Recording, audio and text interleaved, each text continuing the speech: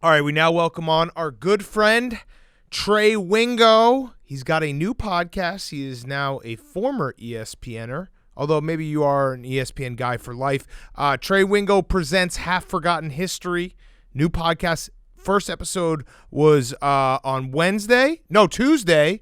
Wednesday. The new episode is out today as you're listening to this. Who's on this episode today? This will be first of all, it's always good to talk to you guys, and it's good to see you in Zoom as opposed to just over the phone. Yes.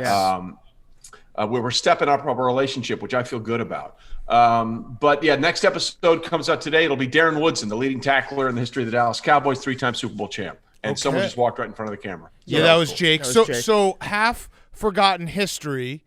I would assume you guys are now going to be going through something that we've half forgotten or maybe full forgotten. Is this a play on you smoking too much weed and having no memory? No, it's a play on me having too many cocktails and smoking too much memory. Got it. And by the way, we should say we're presented by Maker's Mark, State Farm, and McDonald's, so it all works. There we go. But the whole premise of the show was like some of the best conversations I ever had working with these guys and talking to other people in the NFL was not in front of a microphone, in front of a camera. We'd go out to dinner. We'd be in the green room. We'd be somewhere having a cocktail, when you could do that. And the stories they would tell were ridiculous. And I was like, people need to hear these stories. So that's the whole premise of the show, because if we don't get those things out now, they may be forgotten in time. And we're going to do it with a glass in our hand. We'll have a good time. I love it. That sounds great. Love it. So little free tip, now that you're in the podcast game, let's get you in the news, Trey, because either way, we're going to market this interview as being like Trey Wingo spills all about the salacious things going on behind the scenes at ESPN while he was there. Then you'll get more downloads. This is how the game is played. Who was the guy who never flushed correctly at ESPN? Now that you're gone, you can say that. First of all, that would mean that I would actually watch someone while they were in there doing the flushing, which I just chose not to do, so I can't answer that question. Okay. But you can tell a boomer. Like, if you go in the stall and you're like, yep, that's Chris. I will tell you a Chris Berman bathroom story, though. It's a good one. Please. Okay. You ready? Yeah. It's not what you're thinking, but it was like my second day there, and I was walking in, and Boom was in there washing his hands. And I'd met him once when I was in St. Louis. And I just said, hey, Chris, it's Trey Wingo. I'm new here. I met you in St. Louis. Like, he goes, oh, yeah, you were the guy that told me to try the cheddar smokies in the Busch Stadium press box dinner room. He remembered what hot dog I told him to eat, which I thought was the most boomer thing ever, but it was very cool. And it just happened to happen in a bathroom. I like that. That's great. All right, so I did read an article. You talked about leaving ESPN. You said you have no ill will towards anybody at ESPN. Zero. Hypothetically speaking, though, so you have no ill will, zero ill will. None. Okay, so what about liking some people more than others? So if you had to rank who you like the least, this is an ill will. Yeah. Who do you like the least at ESPN? This is an ill will. The tables. Yeah. No, this is not ill will. This is just look. That's you still like them. Going through all? You still like them? Am I going through all 5,000 employees, or what am I doing? Yes. I mean, how do you want me to do this? All right, listen, because I think he can take a joke. Tim Hasselbeck sucked. He was. There we go. No, I'm kidding. No. I'm just saying, of all my good friends, Tim would be somewhere there. No, look, you asked for a name, I gave you a name. Whoever you name there, actually, I always assume is the coolest. Whenever you say, like, who do you like the least, and then the name that comes out, it's like, oh, that guy actually can take a little, ball busting. So are you texting Tim Hasselbeck right now? I am. I'm just letting him know that you just were the sacrificial lamb and I love you. So all right, so let's actually talk for real, though. What did happen? Yeah. Did you want to stay? How did it all kind of break down? Yeah, very, very simple. I mean, it was, I explained it in the article. Look, I knew pretty soon after they asked me to come do the radio show, and I said, sure, happy to do it for you. And I knew pretty early into it that it probably wasn't going to be a thing I wanted to do long term. So about a year and a half into it, which would have been May or June of 2019, we went to them and said, look, we're trying to be as honest with you as we can. When this radio contract is up, it's probably not something I'm going to want to do again. I just want to let you guys know because I don't want to leave you guys hanging. I thought I was being a really good employee. I didn't want them to I didn't want to hold that back and then say with like a month to go, yeah, I'm not doing this again. And then they're scrambling and whatever. So I tried to be as honest with them as I could. And we said in like May or June of 2019, probably not going to want to do this again. We'd like to go back to doing something else. Because I love the old job, NFL Live, doing the draft, Hall of Fame, and that was awesome for me. It was the most fun I've ever had. And we were having conversations in February, and then things took a dramatic twist right after the NFL draft, which I thought was odd because I thought that went okay. Yeah. I mean, under the circumstances, you did a very good job. I think we even held up our end of the bargain and tweeted a Step Brothers gift. You did, and I appreciate it. It was a shit show during the draft, and we didn't know what to expect. But all things considered, I mean, you played. I don't want to say you played traffic cop very well because I know that you enjoy the reefer a little bit, and that's probably a big knock against you if I were to say that. All right, let's just again, this is something that you guys have promulgated since Super Bowl 51, and I enjoy being the butt of the joke, but let's just be clear. Butt of the joke, nice. Yeah, Hey, dude, your name's Trey, and you go on the golf course all day. blaze, Okay, dude. right. Trey Wingo doesn't blaze. Wait, so everything happens. So you're saying like February after the draft. What did ESPN then say? Like, hey, you're not coming back, but you're gonna be here for the next 6 months, or was it the door was still open? You were talking about it. It was made pretty clear right after that, like in May or early June, that things were not going to go well. Now, that's their choice. My choice was I wanted to do something else besides a radio show, and I want to be clear about this. It had nothing to do with Golic or Golic Jr. or anybody, people that work with. And if you can see what they've said, we all had a blast. It was great. It just wasn't what I wanted to do. It just wasn't how I wanted to continue doing things. That's all. It was just that simple. I just wanted to do some of the other things that I had been doing and I enjoyed. Was it a problem that future you kind of created, and after realizing, man, this is really early. I don't like waking up this early. After a couple months, you're like, not something I want to stay doing for the rest of my life. Getting up at 4 o'clock or whatever it was. No, listen, I'm completely honest with you. The guys that can do that, or the people that can do it, the men and women that can do it, they have my ultimate respect because it wrecked me. Like, it is much easier for me to stay up till 3 than get up at 3. That's just the way I'm wired. Mm-hmm. And I've been doing it. I was doing it that way 20 plus years. And then I tried to flip it. It was hard. I mean, it was really hard for me. Like, Golic is a freaking monster. He can do it, and it's not a thing. But he's like a cat. He can sleep anywhere. Like, you sit him down for 2 seconds, he falls asleep. I'm not blessed with that gift. So that was a part of it for me. It really was. That was a really hard part of it for me, was trying to flip to that schedule because it messes you up. And anybody that says it doesn't is pretending. Yeah. Because it's hard. So I respect the hell out of you to go to them and be like, hey, this is what I want to do. I don't want to do this. There's got to be a small part of you that sees the silver lining in this, that you've reached a point in your career where you can actually do that, because I'm sure 15 years ago, Trey Wingo can't walk into ESPN management and be like, hey, I don't want to do this anymore. You're probably building your career. You have to say yes to everything. Were you surprised, though, at all that ESPN wasn't like, okay, Trey's been here for a really long time. Let's find something else that he can do. Maybe it's not full time, or maybe it's not every single day, but let's find something. He's someone valuable enough to keep around. Were you surprised that didn't happen? Yeah, two things there. If this was going to happen to me, it happened at the perfect time. As you said, I've been there 23 years. I don't have to worry about my kids' college education. That's taken care of. They're on their way. So if it was going to happen, it happened at a great time for me. But yeah, look, I thought I did a decent job, and I thought that the people that responded on Twitter when it was my last day were my coworkers. They seem to think I did a good job. So, yeah, I was a little surprised. But look, again, that's their decision. They can do whatever they want. It's their company. They can run any way they want. My decision was I wanted to do something besides the radio, and I had to be accepting and deal with whatever was the fallout of that decision that I made, because that was the decision that I needed to make. And so what does the ideal day for Trey Wingo look like moving forward? Now that you get to sleep in a little bit, you're doing the podcast. Like, what's your next move? Well, we got a couple of things going, which I can't talk about right now, but things are happening rather quickly. Softcore. Yeah. What was that? Softcore? No, I was just guessing. No, softcore. No. Well, if I'm going that way, I'm going. I mean, you're going all the way in, whole right? hog, If you're going to do that, yeah. I mean, there's no reason to just sort of dip in the water there. But look. We'll have some decisions on that in the next couple of weeks, I would imagine. But at this point, I'm really liking the podcast. I'm liking that part of it. It's fun. I get to do it from my basement bar, which is kind of cool. And we'll see what happens.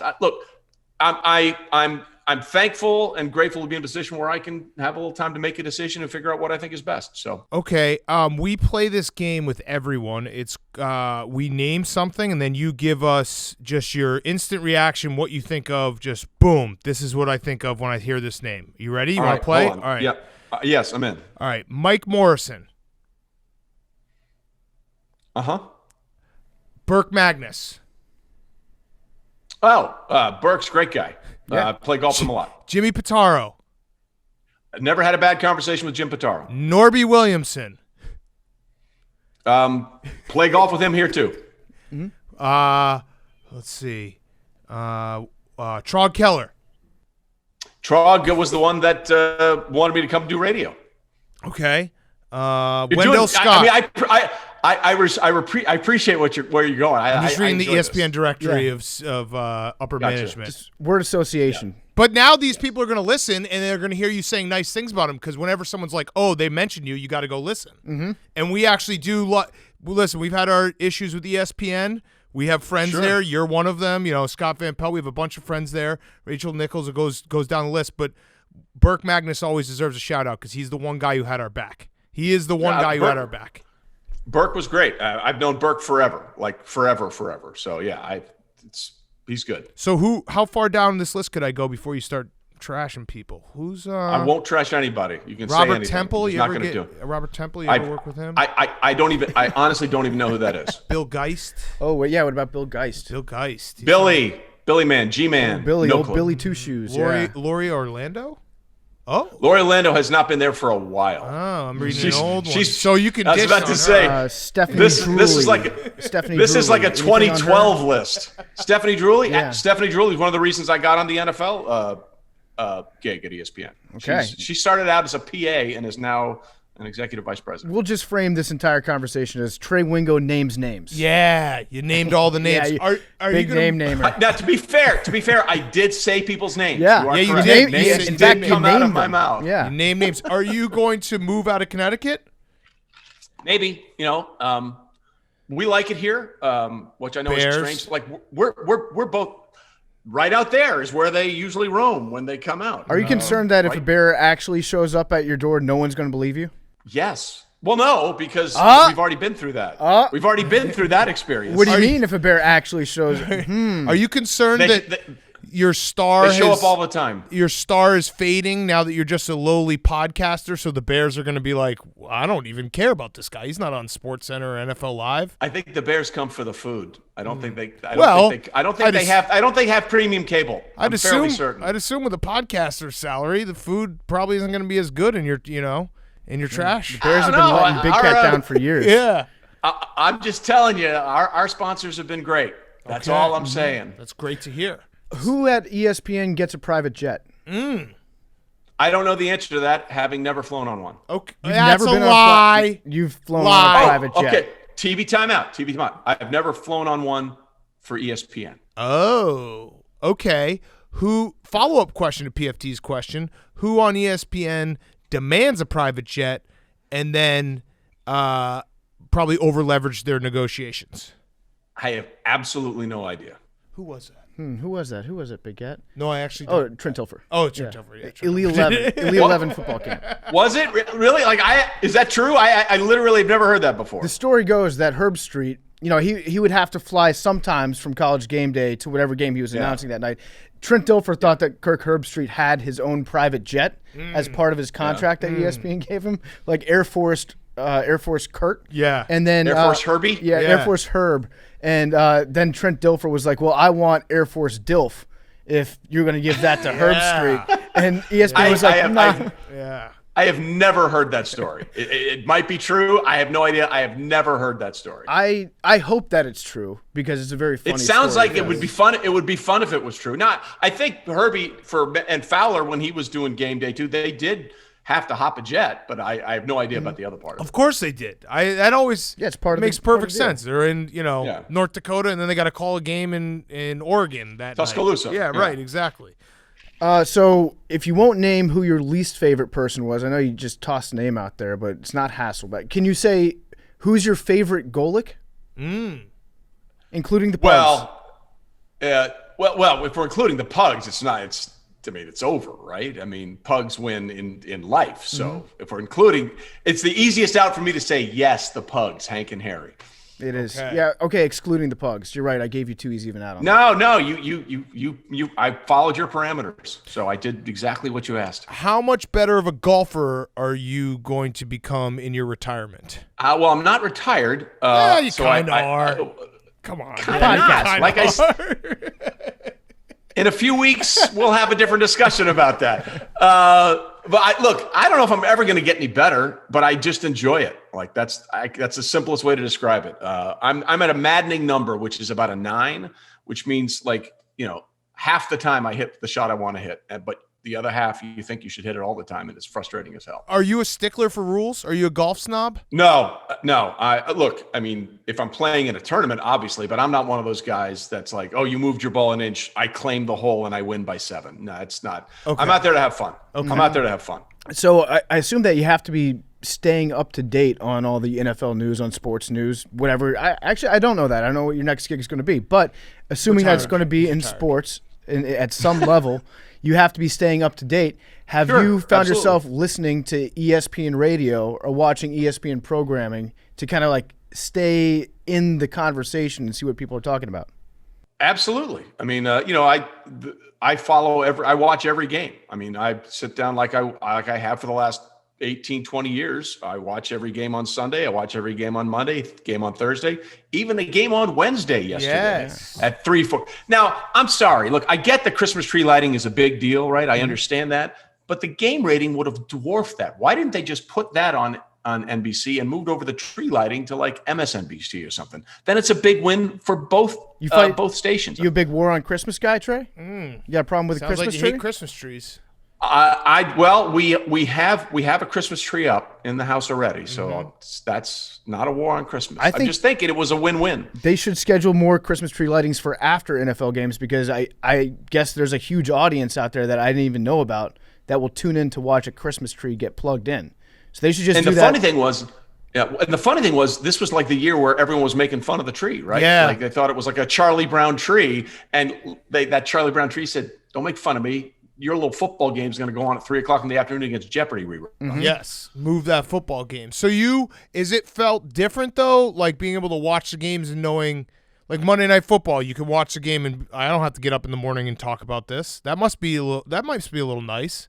Listen, yeah, that was a thing. Like I hated not being able to see a lot of the end of the games. I didn't like that. If I'm going to talk about it, I want to be able to see it and actually consume it. So yeah, I enjoy much more the ability to see the entire game and look at it that way, as opposed to like, okay, what I miss in the third quarter or what I miss in the fourth quarter. I didn't like doing that. How would you do that? How do you do that in early radio? Do you show up and someone's got like a sheet or someone's got the highlights package? How does that work? Yeah, that's part of it. You stay up as late as you can. Like if it was a Super Bowl or a championship game, I would do it, but it was hard to stay up. The games finish 11:30, 12 sometimes. National championship games even ran even later. So, it was a dogfight to do that. So you get there a little earlier and go through the highlight packages and talk to people. But I like experiencing the games. I like watching the games and they're a communal thing, right? I mean, one of the funnest things about football games is everybody's on Twitter watching the same thing at the same time and sort of going back and forth. I enjoyed that part of it. I enjoyed that part of it a lot. And that was hard doing the other shift. Yeah. During your time off, as you're preparing to announce your retirement, maybe this could be a good opportunity for you to like. So to be clear, what you're saying is in your time off to announce your future time off. Yes, exactly. Which would be a great press conference to have. Got it. Have you considering like reinventing Trey Wingo? Like for example, you could show up doing the Colin Cowherd thing where you've got jet black hair coming back, and then everyone's like, "Oh yeah, there's Trey." Yeah, that's the 35-year-old. Yeah, that's not going to happen. I think we're not doing that. I think maybe a redhead. Maybe you could become a ginger, or I could be a ginger. Yeah, you could pull off a ginger look, or I could be like old Ronald Weasley. I was thinking that you could do just like update yourself on the movies. I'm not saying come fully into the year 2020, but you could start making Forgetting Sarah Marshall references and things from like the late 20-aughts and early 20-teens. Maybe just as opposed to like the standard Anchorman, Step Brother, which we all love. Yeah. But maybe just take 3 or 4 years step forward. Never was he. I mean, like Step Brothers was not a movie I think I quoted a ton. Anchorman, obviously, you got me there. There's no question about that. But yeah, we can move up to Forgetting Sarah Marshall. That's easy. I feel like that's a good middle ground. Yeah, it's a good starting point. What who are the big guests you got coming up on your new podcast? Well, we like I said, we just did Kurt Warner. Darren Woodson is going to be coming up on Friday or today when this is coming out. I said big guess. Okay, Hall of Famers. Got a couple Hall of Famers. Does that count? Are those Darren good? Woodson's there you go. Big guess. Darren Woodson's a good guess. Darren Woods, Emmett Smith, Jim Kelly. Ooh.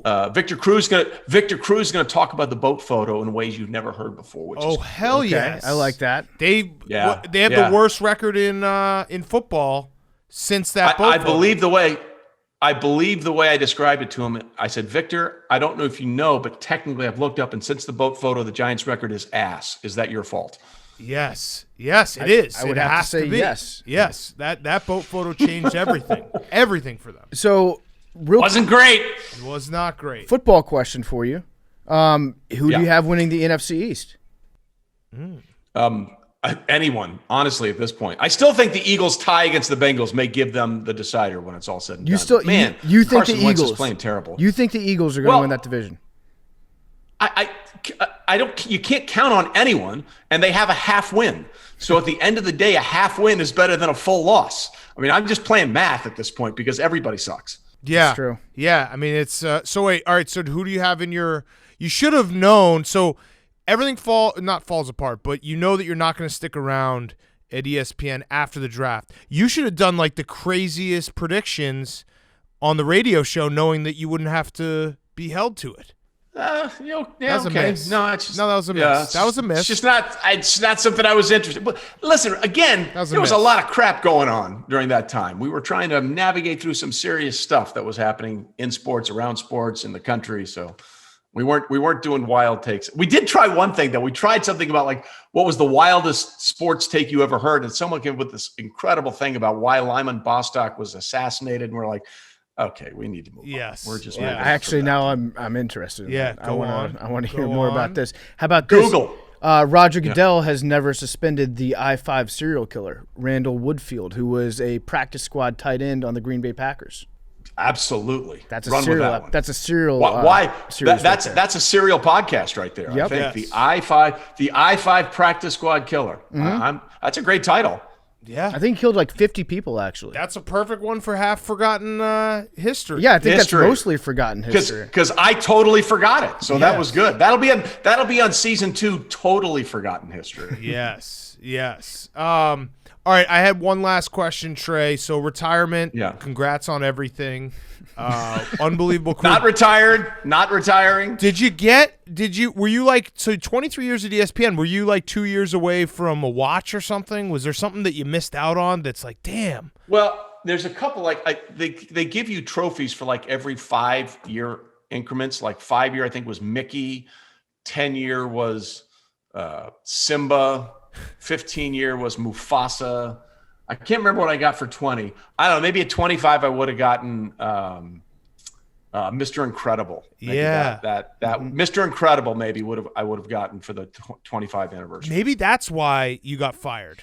Because because they were like, well, we're looking at the budgets and we can't afford this statue for Mr. Trey Incredible coming up in Mr. Incredible 18 months. Yeah, the Mickey watch where his hands point to the different numbers. By the way, you didn't get fired. You mutually parted ways. That was supposed to be a joke, but it fell flat because I feel like that might have hurt your feelings. I was gonna let you. It's totally good. No, you didn't sell it. It hurt your feelings. Dan, to be clear, I'm not there because they chose to not bring me back. So that kind of counts. I mean, that kind of counts. You're not fired in my heart. It was mutual. It was you mutually didn't want to wake up at 3:00 every morning. I cannot blame you for that. That I can confirm. I would not want to do that either. But earlier in the interview, I jokingly referred to you as a traffic cop because I feel like that's what everybody that's the standard line in the industry when they're talking about Trey Wingo. Like, he is the best traffic cop that you'll ever get to host an NFL show. Did you get sick of that label and be like, hey, I'm so much more than a traffic cop? No, because look, one of the things I loved about doing the NFL stuff was I didn't care about my opinion. I wanted to hear their opinions. And the only thing I thought my job was when they said something interesting or they said something stupid, which I was happy to point out, that was dumb. I wanted to have factual information to say why I thought that was really important or why it was really dumb. I mean, people should tune in to hear what they had to say. My job was to get the best out of them. That's what I enjoyed about the whole gig. Yeah. Is that weird going from being someone who's more of a facilitator and trying to get the best out of whoever it is you're interviewing to all of a sudden you're on the radio and you're expected to, bring your own opinions on everything? Yeah, and I don't mind having opinions, but my opinions were always going to be based on something. Like I told them when I started, I'm not going to be a hot taker. It's just not like, oh, well, I think this because of this.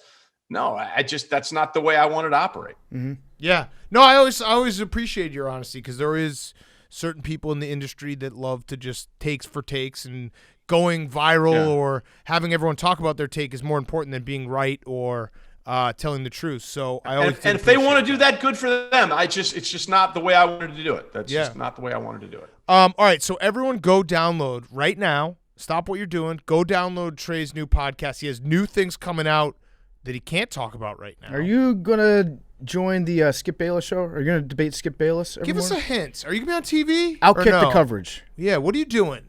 Give us a hint. Oh, he's winking. You'll see me. I can promise you that. And you will hear me. Okay. See and hear. Okay. Are you going to get arrested?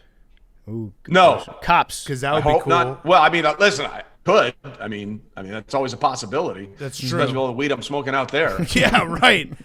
Getting all those bears high. Yeah. But yes, go. The hungriest bears in the neighborhood. They don't move as fast that way, so it's actually a smart choice. Yes. But yeah, go listen, Half Forgotten History, and look forward to everything that's coming up. Right? Correct. In and retirement. We're presented by State Farm and not in retirement. Maker's Mark and McDonald's, Spotify, Apple Podcasts, YouTube, wherever you want to find That's great. You got the whole evening planned out with those sponsors. You got the liquor, then you got the food, and then you got the insurance for after you get So in we're trouble. covered. Yeah. We're covered in case anything goes terribly wrong. Perfect. All right, Trey, well, thank you very much, man. It was fun talking to you. Good luck with everything. You got it, guys. Yeah. Good Thanks, luck brother. with everything. We'll talk to you soon. All right. Cheers. Thanks, Trey. See you, man. See you guys. All right, so we're off. So who is it? What name should we name? See ya.